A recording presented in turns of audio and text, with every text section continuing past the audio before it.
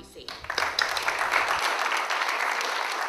I do want to come and talk with you just about my perspective on what's going on here locally and in DC, but as a freshman member of Congress and new to representing Irving.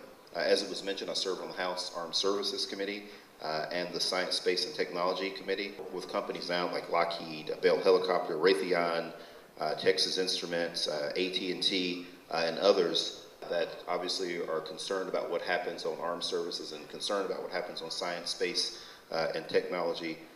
Very, very happy to serve on both of those committees because jobs and economic growth are two of my top priorities as a member of Congress. What that means to me is that I want to be able to interact with you to find out what I can do as a member of Congress to make you be able to run your business easier. So please, always feel free to reach out to me, to ask me questions. Of course, we have an office in DC and then one in Oak Cliff, right off of Sylvan and I-30, and another in South Fort Worth, and I want you to always be able to fully be able to utilize those offices. And as far as federal funding is concerned, infrastructure for transportation, I think that's something that Irving understands very, very greatly as we watch everything that's happening on 183 right now. And to continue to make sure that businesses here aren't slowed by the congestion.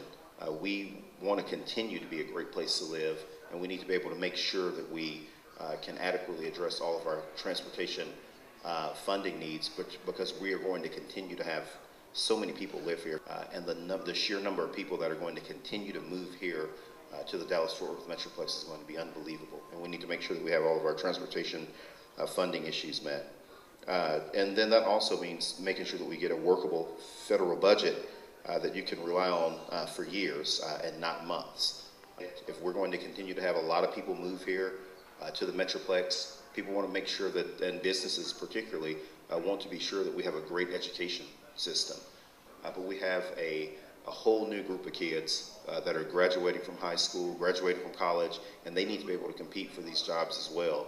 And regardless of your political views, my view has always been, when I was in the state legislature and now that I'm in Congress, is that it doesn't matter what party that someone is in, that people should always feel free to utilize these offices. These are government offices. They're funded by tax dollars, and we should all be pulling in the same direction in order to get the Metroplex on the right track.